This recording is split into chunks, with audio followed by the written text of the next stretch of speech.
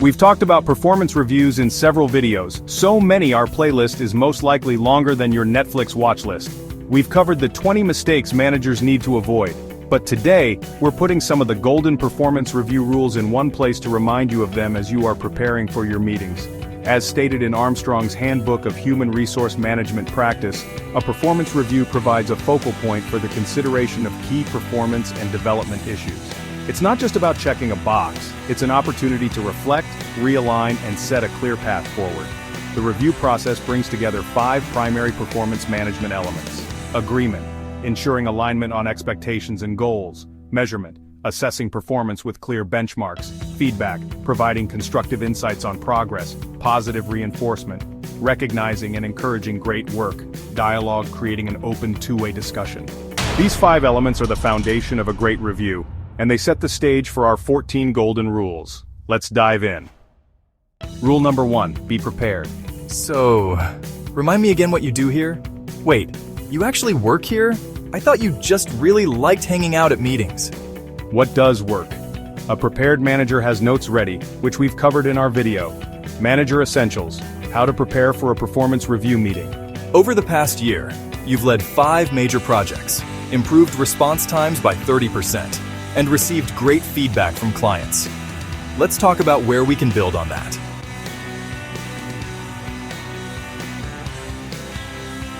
Preparation shows employees that their work matters. Rule 2, structure the meeting.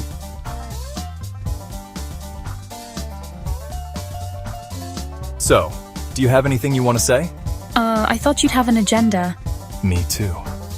Well, let's stare awkwardly at each other until one of us remembers why we're here. What does work? A structured review has a clear flow. Review past performance. Discuss challenges and achievements. Set future goals and a plan for development. Let's start by looking at the past 6 months. What went well? What challenges you faced?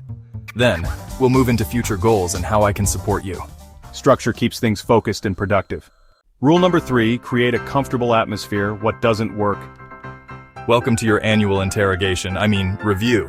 Am I allowed a lawyer? What does work? Instead, create a friendly setting. Employees should feel like they're in a conversation, not an interrogation. Grab a coffee. Let's chat about your progress and what's next.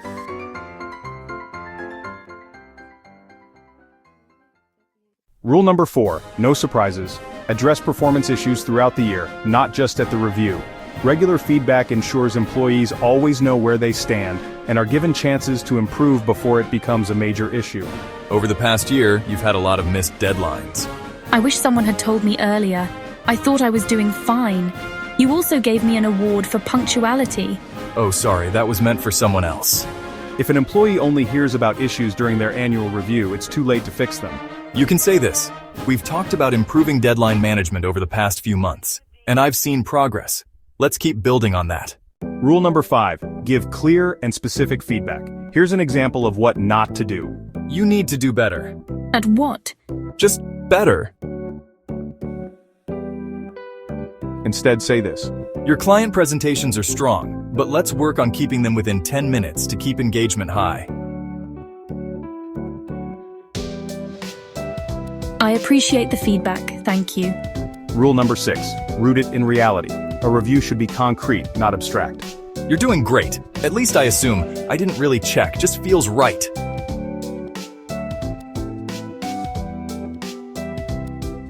You got that blank look because you should be using examples and data in order for the feedback to be helpful. Like this, your project improved efficiency by 15%, but let's work on reducing response time to customer requests. Reality-based reviews help employees see exactly where they stand. Rule number 7, managers as coaches. Performance reviews should guide improvement and develop employees, not just evaluate them. You've been missing deadlines. That's not acceptable. I've been overloaded with work, but no one mentioned it until now. Instead, if you paid close attention to the challenges they've been facing, you might say this. I've noticed you've been struggling with deadlines. Let's figure out what's causing this. Do you need support with prioritization, delegation, or better planning tools? Coaching-style feedback shifts the conversation from blame to problem-solving and support. Rule number 8, Encourage self-assessment.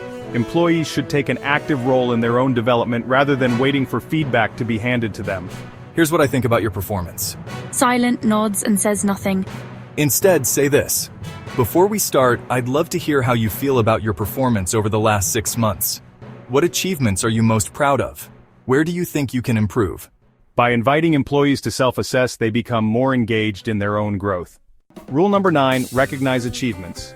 I worked overtime to finish the project early. Cool.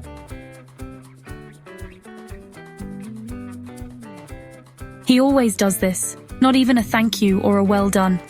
Instead, say this. I saw that you finished the project ahead of schedule and even improved efficiency by 20%. That made a huge impact. Great job. Recognition should be specific, timely, and meaningful. Rule number 10, let the employee talk. Here's what not to do. You need to improve in these 5 areas. I actually wanted to discuss. Not now. We can discuss your challenges when I get a chance. Let me just go through my points because I need to run to a meeting. Employees should feel heard generally, and especially during their reviews, which requires strong listening skills. Ask this instead. How do you feel about your performance? What's been going well, and what do you think could improve? Here's a tip. If you'd like to learn how to improve your listening skills, which builds trust and helps people openly discuss their ideas, aspirations, and apprehensions, check out our dedicated video on active listening. Rule number 11, make it forward-looking. A performance review isn't just about revisiting the past, it's about what's next. The best managers don't just evaluate, they guide employees toward future success. Ask meaningful questions like, what new skills would you like to develop? What can we do to help you grow? Performance management is about meeting new challenges and making employees get better at what they do and prepare them for their future with your company. Rule number 12, focus on performance, not personality. Don't do this. You seem unambitious, like a houseplant. Nice to have around, but I forget to water you. Here's what you could say instead. I noticed you haven't volunteered for leadership roles. Would you be interested in taking on a project lead role to build those skills? Focus on actions, not vague personality traits. Rule number 13, discuss career development. I'd love to discuss my future here. Future? Oh, look at the time. TikTok.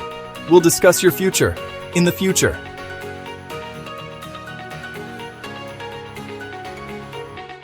Instead, you could say, let's talk about your career goals.